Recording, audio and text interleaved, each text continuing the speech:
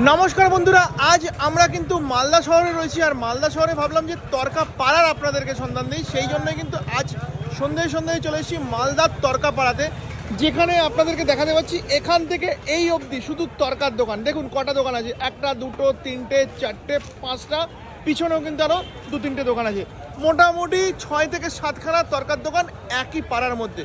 তো চলুন এখান থেকে আজকে তরকা ট্রাই করবো। এখানে তরকার দাম কি রয়েছে, খেতে কেমন, সবটাই কিন্তু শেয়ার করতে থাকবো আমার এই ভিডিওর মাধ্যমে। তবে আজকে আমাদের ডেস্টিনেশন হচ্ছে কিন্তু বাবুর তরকা রুটি।